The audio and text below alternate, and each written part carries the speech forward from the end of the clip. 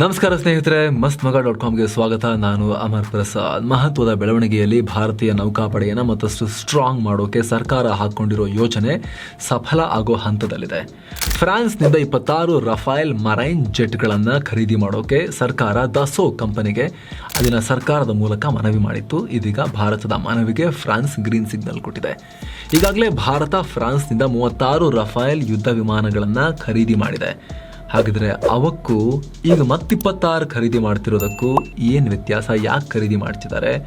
ಇದರ ಅವಶ್ಯಕತೆ ಏನಿತ್ತು? ಈ ನೂತನ ರಫೇಲ್ ಮರೈನ್ ಜೆಟ್ಗಳು ನೌಕಾಪಡೆಗೆ ಯಾವ ರೀತಿ ಬಲ ತುಂಬುತ್ತದೆ?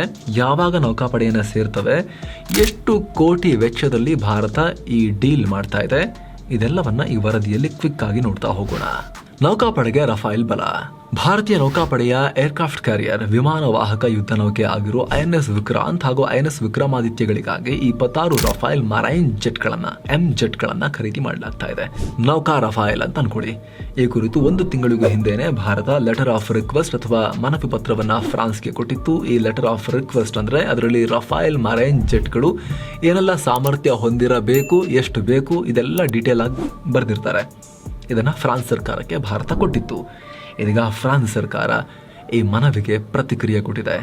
ಫ್ರಾನ್ಸ್ ಸರ್ಕಾರದಲ್ಲಿ ವಿದೇಶಗಳಿಗೆ ಸೇನಾ ಉಪಕರಣಗಳನ್ನು ಮಾರಾಟ ಮಾಡೋ ಇಲಾಖೆಯ ಅಧಿಕಾರಿಗಳ ಟೀಮ್ ಭಾರತದ ಮನವಿಗೆ ತಮ್ಮ ರೆಸ್ಪಾನ್ಸ್ ಅನ್ನು ಸಲ್ಲಿಸೋಕೆ ಬಂದಿದ್ರು. ಇದೀಗ ಫ್ರಾನ್ಸ್ ಕೊಟ್ಟಿರೋ ಪ್ರತಿಕ್ರಿಯೆಯನ್ನು ಭಾರತ ಸ್ಟಡಿ ಮಾಡುತ್ತೆ.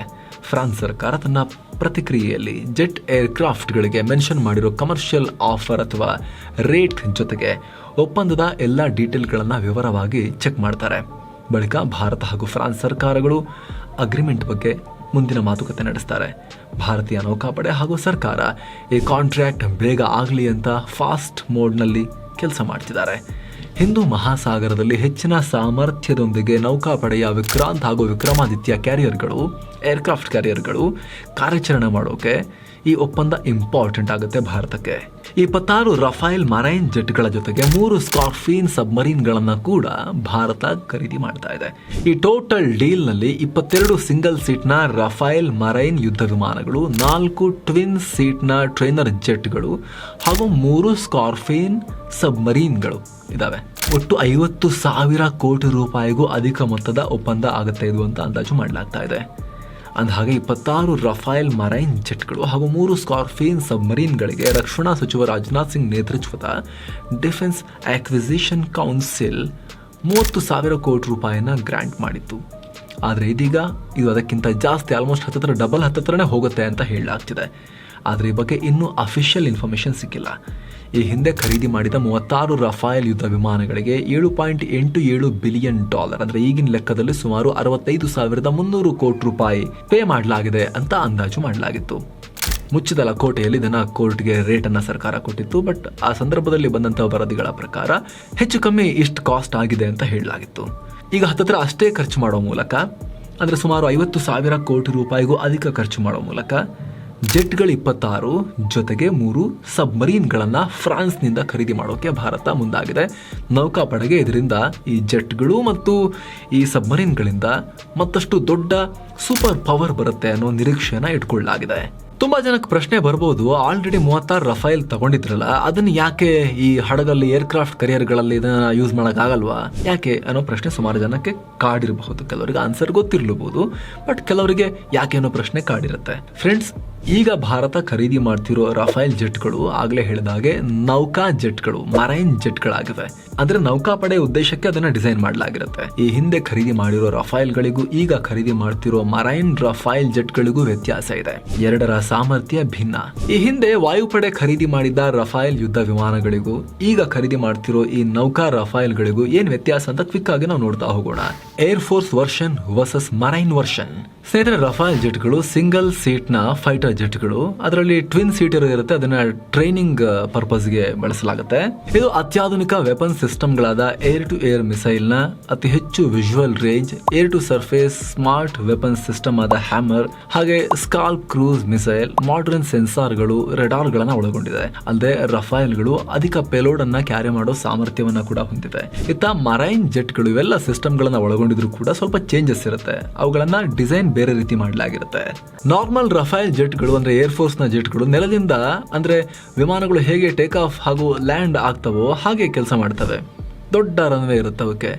ಆದರೆ ಮರೈನ್ ರಫೈಲ್ಗಳು ಸಮುದ್ರದಲ್ಲಿ ವಿಮಾನವಾಹಕ ಕ್ಯಾರಿಯರ್ಗಳ ಮೇಲಿರೋ ಚಿಕ್ಕ ಚಿಕ್ಕ ರನ್ವೇಗಳಲ್ಲೇ ಲ್ಯಾಂಡ್ ಆಗೋದು, ಟೇಕ್ ಆಫ್ ಆಗೋದು ಎಲ್ಲ ಮಾಡಬೇಕಾಗತ್ತೆ. ಹೀಗಾಗಿ ಇವುಗಳ ಸ್ಪೆಸಿಫಿಕೇಶನ್ಸ್ನಲ್ಲಿ ಬದಲಾವಣೆ ಮಾಡಲಾಗಿರುತ್ತೆ.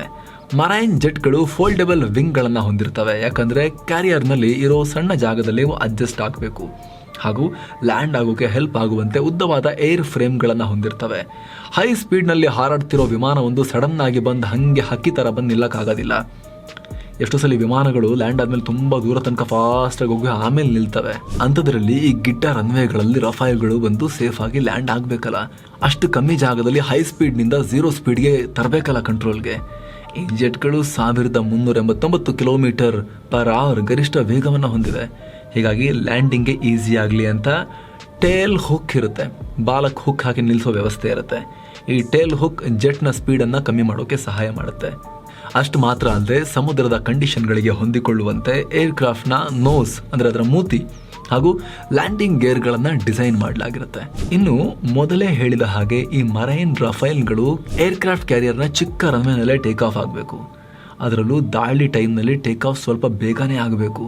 ಹೀಗಾಗಿ ಈ ವಿಮಾನದಲ್ಲಿ ಜಂಪ್ ಸ್ಟ್ರಟ್ ಟೆಕ್ನಾಲಜಿಯನ್ನು ಅಳವಡಿಸಲಾಗಿರುತ್ತೆ.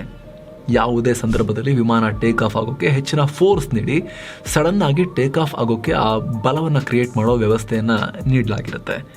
ನಾರ್ಮಲ್ ರಫೈಲ್ ವಿಮಾನಗಳಂತೆ ಈ ಮರೈನ್ ಜೆಟ್ ಕೂಡ ವಿವಿಧ ವೆಪನ್ಗಳನ್ನು ಒಳಗೊಂಡಿರುತ್ತೆ.